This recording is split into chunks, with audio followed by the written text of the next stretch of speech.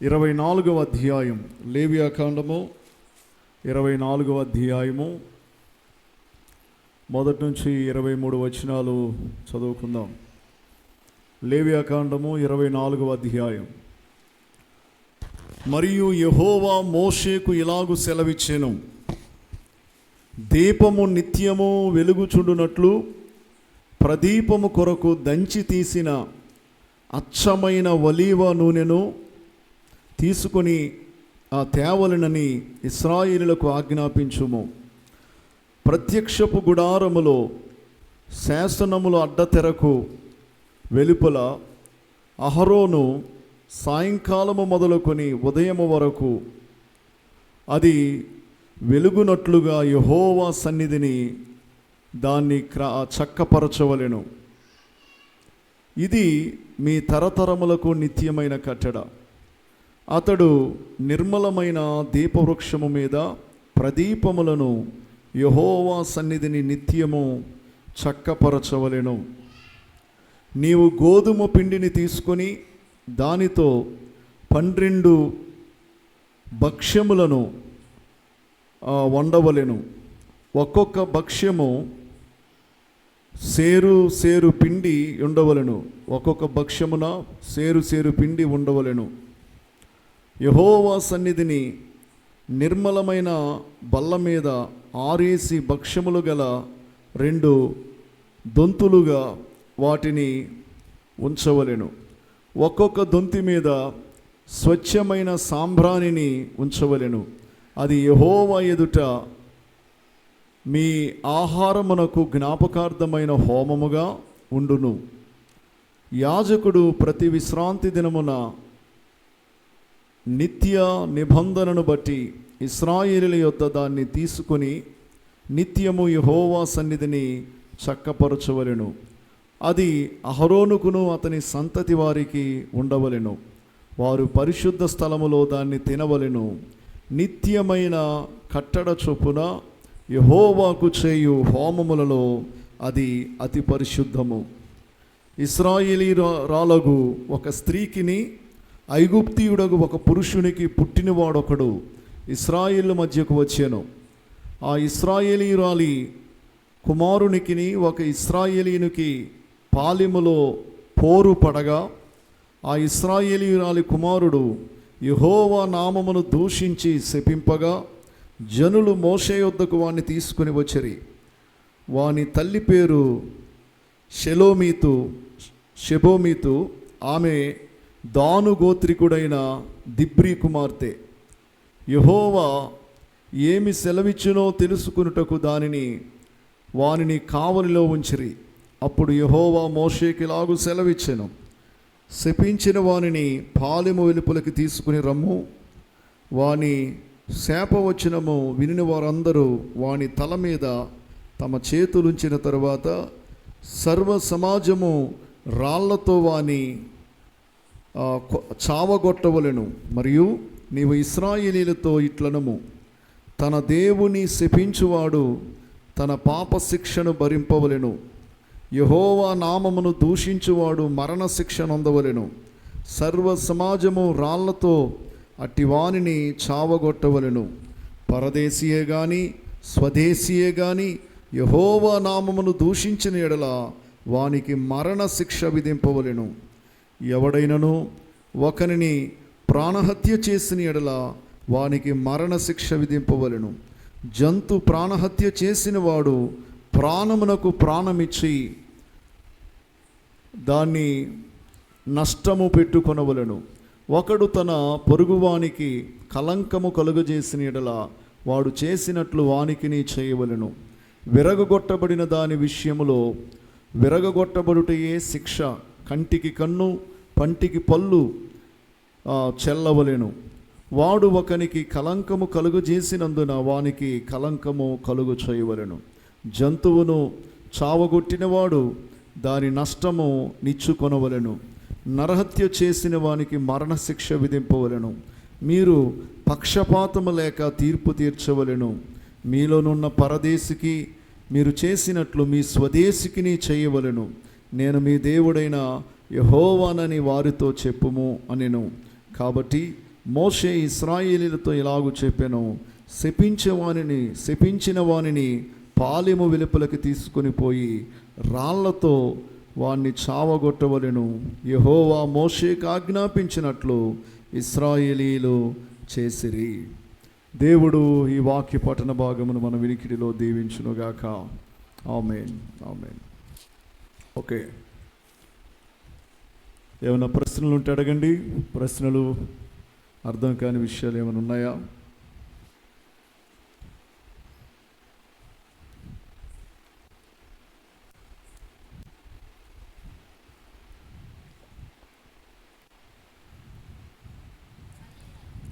పన్నెండవ వచనం.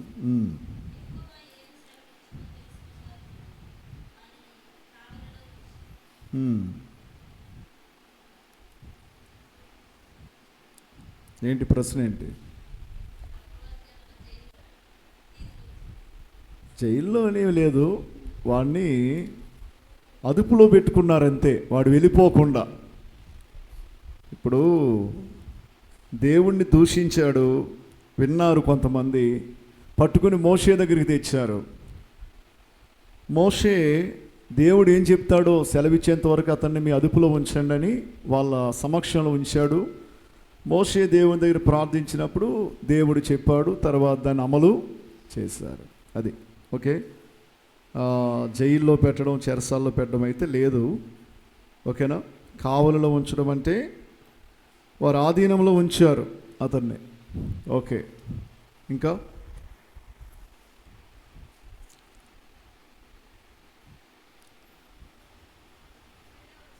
7వ వచనం.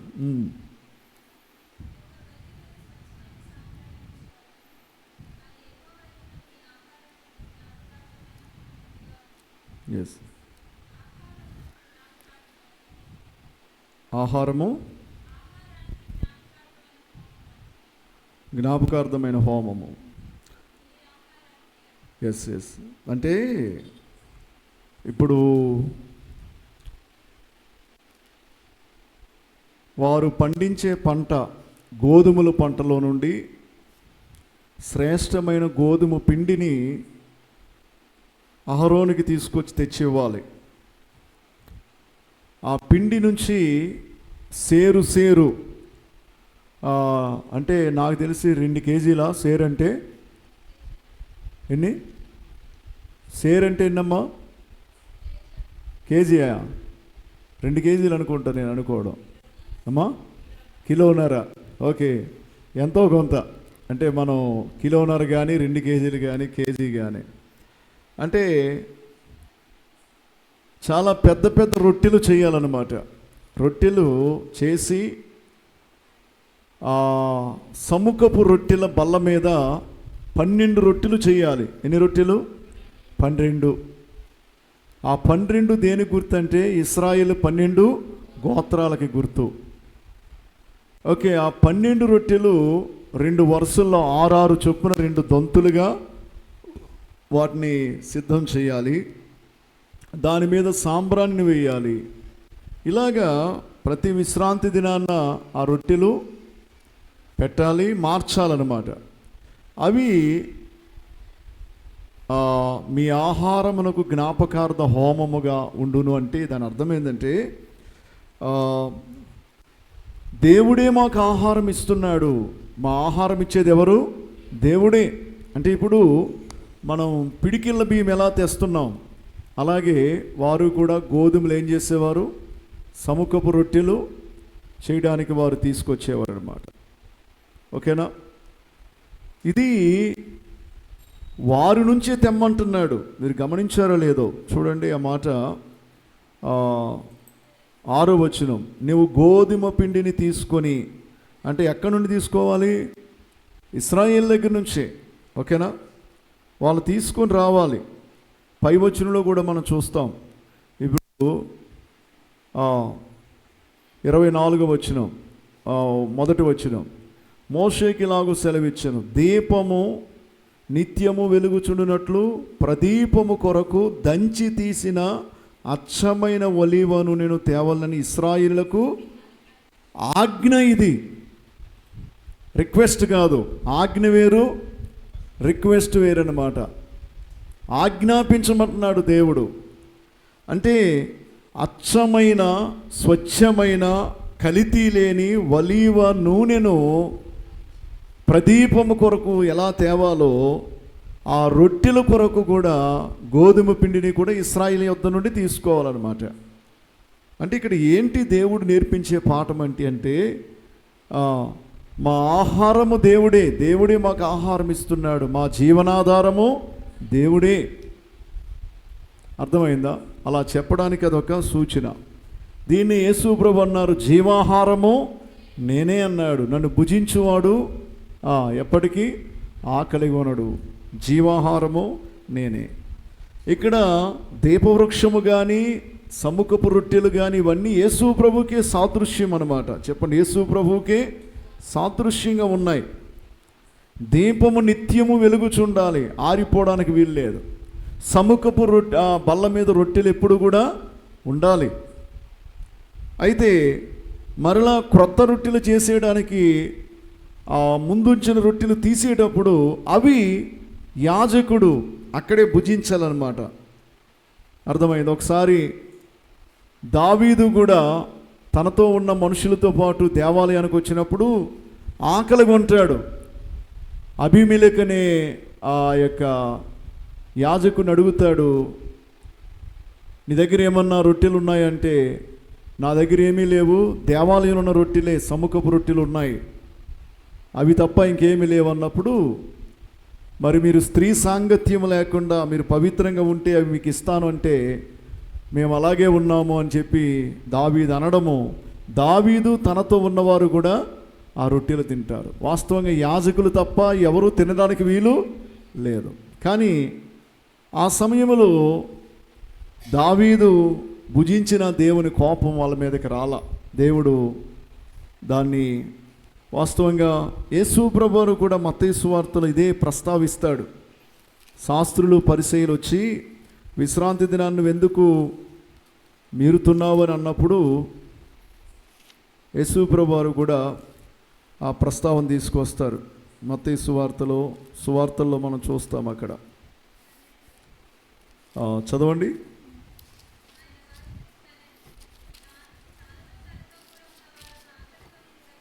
పన్నెండవ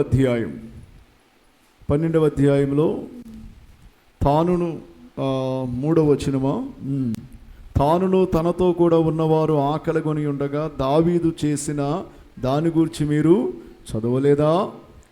అతడు దేవుని మందిరములో ప్రవేశించి యాజకులే తప్ప తానైనను తనతో కూడా ఉన్నవారిని తినకూడని సముఖపు రొట్టెలు తినేను, మరియు యాజకులు విశ్రాంతి దినమున దేవాలయములో విశ్రాంతి దినమును ఉల్లంఘించియు నిర్దోషులై ఉన్నారని మీరు ధర్మశాస్త్రమందు చదవలేదా? దేవాలయము కంటే గొప్పవాడు ఇక్కడ ఉన్నాడని మీతో చెప్పుచున్నాను. ఆమేన్, హల్లెలూయా. దేవాలయం కంటే గొప్పవాడు ఎవరంటే ప్రభు అయిన యేసుక్రీస్తే. ఓకే, అంచేత యాజకులు ఆ సముఖపు రొట్టెలను ఏం చేయాలి? భుజించాలి.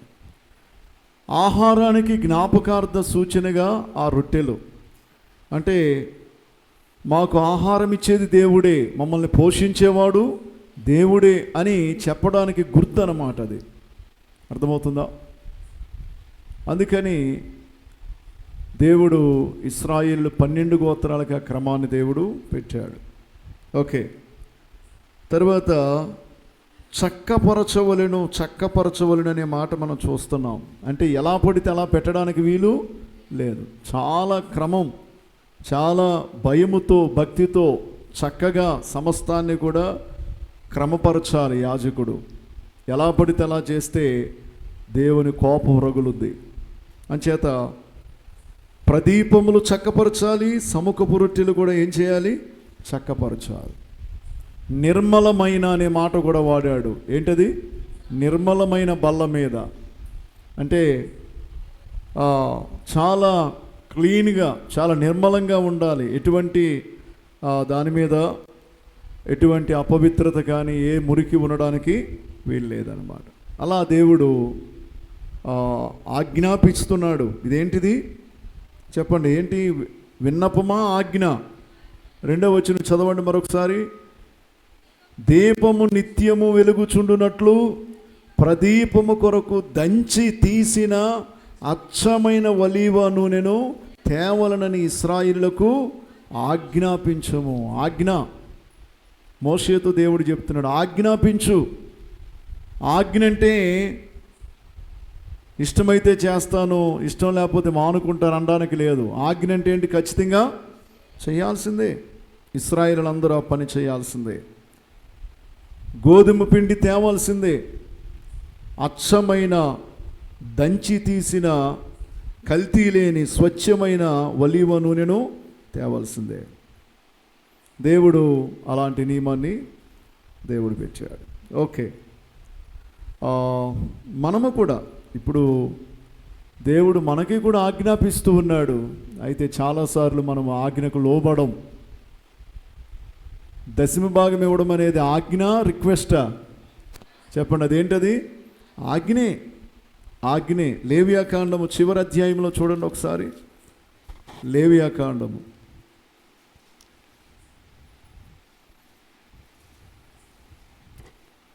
చివరి అధ్యాయము 27వ అధ్యాయంలో మనము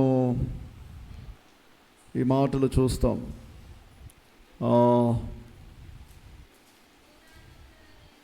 30వ వచనమా 30వ వచనం. భూధాన్యములలోనేమి వృక్ష ఫలములలోనేమి భూఫలములన్నిటిలో దశమ భాగము యెహోవా సొమ్ము, అది యెహోవాకు ప్రతిష్ఠితమగును. అర్థమైందా? అది యెహోవా సొమ్ము, అది ఖచ్చితంగా దేవునిది. అది దేవునికి తీసుకురావాలంతే. ఓకేనా? అంచేత అది ఆజ్ఞ. అదేంటది? ఆజ్ఞ.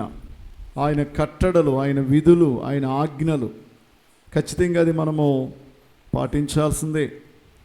కానీ చాలామంది దాన్ని పెద్దగా పట్టించుకోం. దేవుడు చెప్పిన దాన్ని మనము లోబడితే ఎంతో మనకి ఆశీర్వాదం. ఓకే, ఇంకేమైనా ఉన్నాయా ప్రశ్నలు?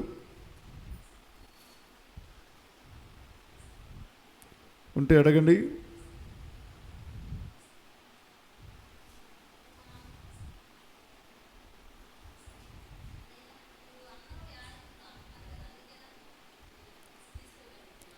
మా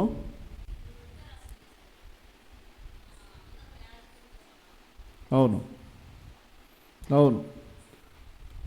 దేవుడు ఈ రోజున ప్రతి విశ్వాసిని రాజులైన యాజక సమూహముగా చేశాడు. అది క్రొత్త నిబంధనలో ఒక నియమం అన్నమాట. రొట్టె ద్రాక్షరసం తీసుకోవడం అనేది క్రొత్త నిబంధనలో ఒక నియమం. అంటే ఇవన్నీ యేసు ప్రభు వారికి ముంగుర్తులుగా ఉన్నాయన్నమాట. చెప్పండి, ఇవన్నీ యేసు ప్రభు వారికి ఎలా ఉన్నాయి? ముంగుర్తులుగా ఉన్నాయి. ఈ రోజున మనము యాజకులు తప్ప ఎవరు భుజించని ఆహారము, ఆ రొట్టెని మనం భుజించడానికి అర్హత కూడా మనము రాజులైన యాజక సమూహముగా చేయబడ్డాం. ఓకే, ఇంకేమైనా ఉన్నాయా ప్రశ్నలు?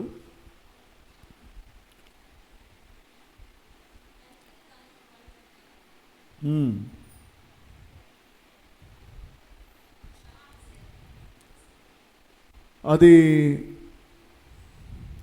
పాత నిబంధనలో ఒక కట్టడ అన్నమాట. అది అంటే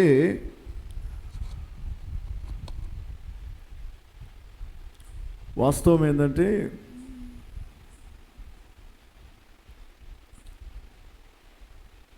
క్షమాపణ ఉంది. దేవుడు క్షమించాడు, దేవుడు క్షమిస్తాడు. కానీ క్షమించరాని పాపాలు కూడా ఉంటాయన్నమాట.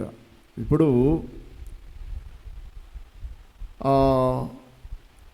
ఒక ఇశ్రాయేలీరాలికి, ఒక ఐగుప్తీయుడికి ఒక కొడుకు పుట్టాడు. అంటే ఆమెమో దాను గోత్రికురాలు. 12 గోత్రాల్లో దాను గోత్రానికి చెందిన ఆమె. ఏం పేరు? ఆమె పేరు షెలోమీతి. ఏం పేరు? షెలోమీతు. అంతేనా? షెలోమీతు. అయితే ఆమె ఐగుప్తీయుణ్ణి మరి పెళ్లి చేసుకుంది. ఎలాగో మొత్తం మీద ఒక పిల్లోడు పుట్టాడు. వాస్తవంగా ఇశ్రాయేలీలు అన్యులతో పెళ్లి చేసుకోవడమే ఒక పెద్ద తప్పు. అర్థమైందా? అయితే వాడు వాళ్ళ అమ్మమ్మ గారి ఇంటికి వచ్చాడు. వచ్చినోడు ఇశ్రాయేలీలతో తగాదా పెట్టుకున్నాడట, పోరు పెట్టుకున్నాడు. పోరు పెట్టుకున్నవాడు వాళ్ళిద్దరూ తగాదా ఆడుకుంటే బాగానే ఉండేది. దేవుణ్ణి దూషిస్తున్నాడు. ఎవరిని దూషిస్తున్నాడు? మీకు అర్థమైందా? ఇప్పుడు ఆ స్త్రీ అన్యుణ్ణి పెళ్లి చేసుకోవడమే ఒక పెద్ద పొరపాటు. అయితే ఆ పిల్లవాడు దేవుణ్ణి దూషిస్తున్నాడు అన్నమాట. ఎందుకంటే 10 ఆజ్ఞల్లో ఒక ఆజ్ఞ ఏంటంటే, నీ దేవుడిని యెహోవా నామమును వ్యర్థముగా ఉచ్చరించకూడదు, దూషించకూడదు. దేవుని నామాన్ని వ్యర్థంగా ఉచ్చరించినా దూషించినా అతడికి మరణశిక్ష. అయితే ఈ వ్యక్తి దేవుని నామాన్ని దూషిస్తూ ఉన్నాడు. ఒకవేళ ఈ విన్నవారు, ఏంది దేవుణ్ణి ఇలా బూతులు తిడుతున్నావు, దేవుణ్ణి దూషిస్తున్నావు అని ఎవరైనా పెద్దలైన వారు విని, ఎందుకు ఇలా చేస్తున్నావంటే, ఒకవేళ అతడు అయ్యా పొరపాటులో తిట్టానులే, కోపంలో తిట్టానులే, నేనెందుకు ఆ దేవుణ్ణి తిడతాను, నన్ను మన్నించండి అంటే ఎలా ఉండేదో. అర్థమైందా? కానీ కొంతమంది ఏం చేయరు, అలాగ క్షమాపణ కోరరు. ఒకవేళ దేవుడు అలా క్షమాపణ అడుగుంటే దేవుడు క్షమించేవాడేమో. కానీ ఆ వ్యక్తి, అవును నేను అలాగే తిడతా, మరలా తిట్టమన్నా తిడతా, అలాగే నేను మాట్లాడతా, నేను మాట్లాడిన దానికే కట్టుబడి ఉన్నాను అన్నాడు అనుకోండి, అప్పుడు అతన్ని ఏం చేయాలి? ఖచ్చితంగా మరణశిక్ష విధించాల్సిందే. అర్థమైందా? ఒకవేళ దేవుడు కానీ అతన్ని పోనీలను వదిలేస్తే ఇంకొకడు తయారవుతాడు, ఇంకొకడు దూషిస్తాడు. దేవుణ్ణి దూషించడా? అందుకని ఆ పాపాన్ని వెంటనే ఏం చేయాలి? పరిహరించాల్సిందే. రాళ్లతో కొట్టి అందరూ చూస్తుండగా చంపాలి.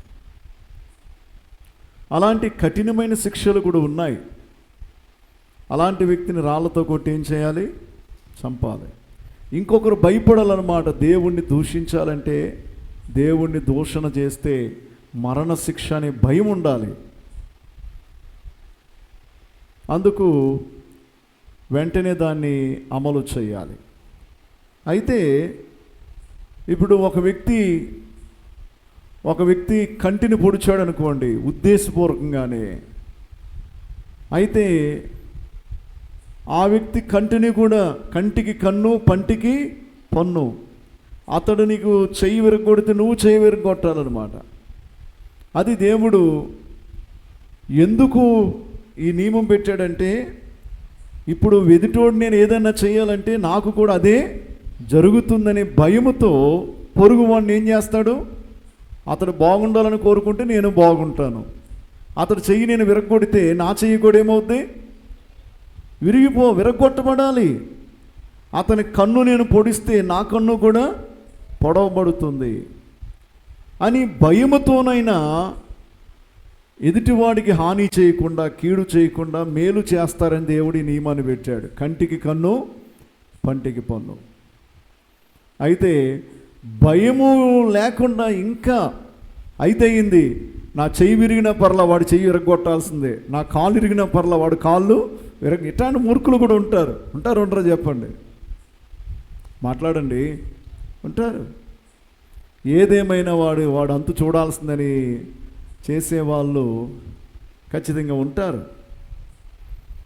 అంచే దేవుడు ఆ క్రమాన్ని పెట్టాడు. ఎదుటివాడిని మేలు కోరు, ఎదుటివాడు క్షేమంగా ఉండాలని కోరుకుంటూ నువ్వు క్షేమంగా ఉంటావు. ఎదుటివాడు నాశనం అయిపోవాలని కోరుకుంటే అదే నాశనం నీకు కూడా కలుగుతుంది. అంచేత ఎదుటివాడు కన్ను పొడవాలనుకుంటే నీ కన్ను కూడా పొడవబడుతుంది. ఎదుటివాడు చెయ్యి విరగొట్టాలనుకుంటే నీ చెయ్యి కూడా విరగొట్టబడుతుంది. తర్వాత హత్య, నరహత్య చేస్తే మరణశిక్ష. చెప్పండి, నరునికి హత్య చేస్తే మరణశిక్ష. 17వ వచనం, ఎవడైనను ఒకనిని ప్రాణహత్య చేసిన ఎడల వానికి మరణశిక్ష విధించాలి. అతన్ని కనికరించడానికి వీలు లేదు. ఎవరు ప్రాణమైన తీస్తే అతన్ని రాళ్లతో కొట్టి చంపాల్సిందే, మరణశిక్ష. నరహత్య చేయకూడదు, 10 ఆజ్ఞలో ఒక ఆజ్ఞ. అయితే జంతువు ప్రాణహత్య, ఒకవేళ జంతువుని కావాలని ఎవరిదన్నా గొర్రె బర్రె వచ్చింది మీ ఇంట్లోకి వచ్చింది, దాన్ని ఆమె మీద ఉన్న కక్షతో కర్ర తీసుకుని అంటారు గొడ్డుని బాదినట్టు బాధావు అన్నాడు. గొడ్డుని బాధావు నువ్వు. నేను ఎలా బాధావు? గొడ్డుని ఎలా బాదుతారు అట్లాగే బాది దాన్ని ఏం చేసావు? కాలు ఇరగొట్టో గాయం చేసావు. ఆ విషయం వాళ్ళకి తెలిసింది. పలానా ఇంటామె మా బర్రె వాళ్ళ ఇంట్లోకి వెళ్తే ఎంత గాయం చేసిందని చెప్పి తెలిసింది. పెద్దల ముందు పెడితే ఆ గాయాలు కట్లుకి నష్టం నువ్వు పెట్టుకోవాల్సిందే. చెప్పండి, ఏం చేయాలి నువ్వు? అర్థమవుతుంది? అదేగా చెప్పింది 18వ వచనమా? జంతు ప్రాణహత్య చేసిన వాడు ప్రాణమునకు ప్రాణమిచ్చి దాని నష్టము పెట్టుకోనవలెను. అంటే ఒక గొర్రెని చంపేసామనుకోండి, గొర్రెకు గొర్రె ఇవ్వాలి, నష్టం పెట్టుకోవాల్సిందే. గాయం చేసామనుకోండి, దానికి డబ్బులు చెల్లించాల్సిందే. ఇది దేవుడు పాత నిబంధనలు పెట్టిన నియమం. ఓకేనా? అయితే దేవుడు ఎంత పక్షపాతం లేనివాడో చూడండి. అంటున్నాడు, స్వదేశికే కానీ విదేశికే కానీ. అంటే ఐగుప్తీయుడు ఎక్కడి నుంచో వచ్చి ఇక్కడ దూషించినా వాడిని శిక్షించాలి. మీలో ఉండి వాడు కూడా ఎవడైనా నన్ను దూషిస్తే వాడికి ఏం చేయాలి? మరణశిక్ష. మీకు అర్థమవుతుందా? ఆ మాటలు అన్నాడు దేవుడు చాలా స్పష్టంగా. ఎవరిని? స్వదేశీయే కానీ. చూడండి ఆ మాట 22వ వచనం, మీరు పక్షపాతము లేక తీర్పు తీర్చవలెను, మీలోనున్న పరదేశికి మీరు చేసినట్టు మీ స్వదేశికిని చేయవలెను, నేను మీ దేవుడైన యెహోవానని వారితో చెప్పుము. అంటే ఐగుప్తులో నుంచి వచ్చిన ఒకడు దేవుణ్ణి దూషిస్తే వాడిని చంపేసి, మనలో ఉన్నవారు ఎవరైనా దేవుణ్ణి దూషిస్తే వాడిని విడిచిపెట్టడం దేవుడు సహించేది కాదు. స్వదేశిని కానీ విదేశీని కానీ అందరికీ ఒకటే తీర్పు. దేవుడు అందరినీ ప్రేమిస్తున్నాడు అనడానికి ఇది ఒక గుర్తు అన్నమాట. అర్థమైందా? ఐగుప్తుని ఏమో చంపేయండి, ఇశ్రాయేలు ఎవడన్నా దూషిస్తే వాడిని బ్రతకనివ్వండి అంటాలా దేవుడు. వాడిని కూడా ఏం చేయాలి చెప్పండి? అన్యుడికి ఏ శిక్షో ఆయన ప్రజలని చెప్పుకునే వారు కూడా అదే శిక్ష. దూషించకూడదు. దేవుణ్ణి ఎన్నడూ మనము దూషణ మాటలు మాట్లాడకూడదు. దేవుణ్ణి ఎన్నడూ మనము దేవుణ్ణి అవమానపరిచే విధంగా మనం ఆయన్ని మాట్లాడకూడదు. ఓకేనా? ఇంకేమైనా ఉన్నాయా ప్రశ్నలు?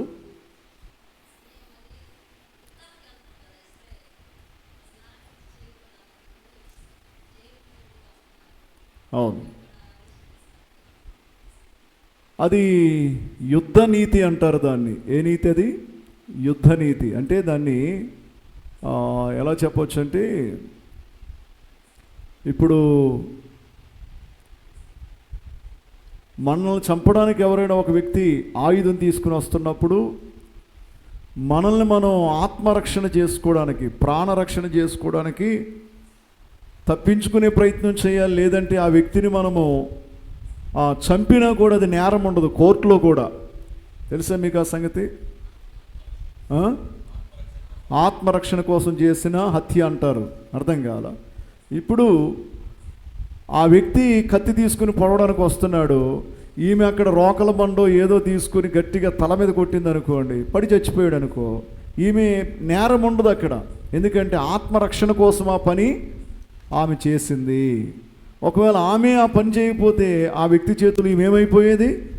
బలైపోయేది. అది ఆ కోర్టులో తీర్పు చెప్పే విధానం. అలాగే యుద్ధాల్లోకి వెళ్ళేటప్పుడు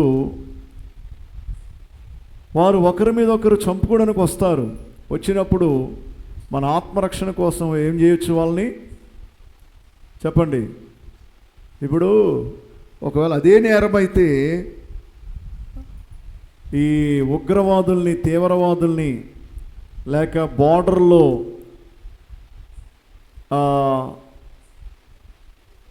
కంచె దాటి లోపలికి వచ్చే తీవ్రవాదుల్ని, ఉగ్రవాదుల్ని సైనికులు కాల్చిన వారి మీద నేరారోపణ ఉండదు.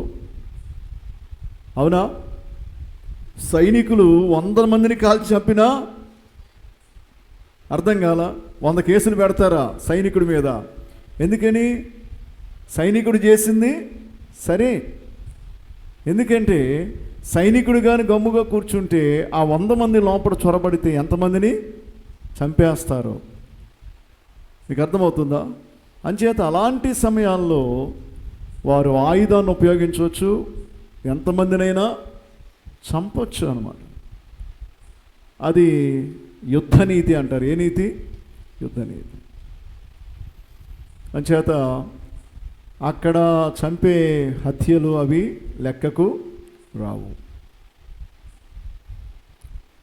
ఇక్కడ మనం గమనించాల్సింది ఏంటంటే, కుట్రపూరితంగా ప్లాన్ చేసుకొని ఆలోచించుకొని ఆ వ్యక్తిని ఎలాగైనా చంపాలని పగబట్టి చంపితే ఖచ్చితంగా ఆ వ్యక్తికి మరణశిక్ష ఉంటుంది. దేవుడు కూడా చెప్పాడు. ఇవన్నీ బైబిల్ గ్రంథంలో ఉన్నాయి, మీరు చదివితే మీకు అర్థమవుద్ది. మనం ముందుకెళ్తే యెహోషువ గ్రంథం ఆ ప్రాంతానికి వెళ్తే మనకు అర్థమవుద్ది. కొన్నిసార్లు పొరపాటున కూడా హత్యలు జరుగుతాయి. ఇప్పుడు బైబిల్లోనే ఉంది ఆ మాట. 2 స్నేహితులు కట్టెలు కొట్టుకోవడానికి అడవికి వెళ్ళారు. ఎక్కడికి వెళ్ళారు? కట్టెలు కొట్టడానికి అడవికి వెళ్ళారు. ఒక వ్యక్తి పైనుండి నరుకుతున్నాడు. ఆ కట్టెలని కిందుండి ఒక వ్యక్తి అవన్నీ ఒక చోట ఏం చేస్తున్నాడు? అదే ఏమంటారు దాన్ని, మోపు కట్టడానికి అన్నీ పేరుస్తూ ఉన్నాడు. ఇప్పుడు పైన నరుకుతున్న వ్యక్తి గొడ్డలి చేయి జారి అది నేరుగా వచ్చి కింద ఉన్న వ్యక్తి మెడ మీద పడి ఆ వ్యక్తి చచ్చిపోతే మీకు అర్థమైందా? అంటే ఇప్పుడు అతడు కావాలని చేశాడా, పొరపాటున జరిగిందా? ఆ హత్య ఎలా జరిగింది? పొరపాటున జరిగింది. కానీ ఇప్పుడు ఏం జరుగుద్దంటే, ఆ చూసిన వాళ్ళందరూ, ఊరి వాళ్ళందరూ కావాలనే వాడు స్నేహితుడిని అడవికి తీసుకుని వెళ్ళాడు, పైనుంచి జారి పడింది అంటున్నాడు. కాదు అతడే ఏం చేశాడు? మెడ నరికి చంపేశాడు అని అందరూ చూడలేదు. ఎవరు అక్కడ చూసారా? చూడలేదు. మరి చెబితే వింటారా? వినరు. ఆ వ్యక్తి చచ్చిపోయాడు కనుక అతడు తరపు వాళ్ళు వచ్చి ఈ వ్యక్తిని చంపేస్తారు. ప్రాణానికి ప్రాణం అంటే అదే అర్థం. అతన్ని కూడా చంపేయాలి. అప్పుడు ఇలాంటి జరిగినప్పుడు ఏం చేయాలంటే, ఆశ్రయపురాలు అని ఉన్నాయి బైబిల్లో. ఏంటవి తెలుసా? విన్నారు ఎప్పుడన్నా? ఏ పురము? ఆశ్రయపురాలు అని యెహోషువ గ్రంథంలో కూడా మనం చూస్తాం వాటిని. ఈ ఆశ్రయపురాల్లోనికి ఈ వ్యక్తి దగ్గరలో ఉన్న ఆశ్రయపురంలోకి వెళ్తాడనమాట. అందులోకి వెళ్ళినాక ఎవ్వరు అతన్ని ఏమీ చేయడానికి వీల్లేదు. ఆశ్రయపురం లోపలికి వెళ్ళిపోయాక ఎవ్వరు అతన్ని చంపలేరు, రాళ్లతో కొట్టి చంపలేరు, ఏం చేయలేరు. అప్పుడు పెద్దలు విచారణ చేస్తారు. అది ఎలా జరిగిందో అన్ని విచారణ చేసి అతనికి ప్రాణభిక్ష పెడతారన్నమాట. ఓకేనా? ఇలా దేవుడు చాలా నియమాలు పెట్టడం జరిగింది. అంచేత యుద్ధములో చనిపోయిన వాళ్ళు అవి ప్రాణహత్యగా లెక్కించబడదు. ఓకేనా? తర్వాత పొరపాటున జరిగినా కూడా అది నరహత్యగా ఉండదు. వారికి బ్రతకడానికి ఛాన్స్ ఉండే అవకాశం ఉంది ఆశ్రయపురం ద్వారా. ఓకే, ఇంకేమైనా ఉన్నాయా ప్రశ్నలు? ఏమీ లేకపోతే మనము మరి ప్రార్థన చేసుకుందాం. అందరూ తలలు వంచుదాం, కళ్ళు మూసుకుందాం, ప్రార్థన చేసుకుందాం.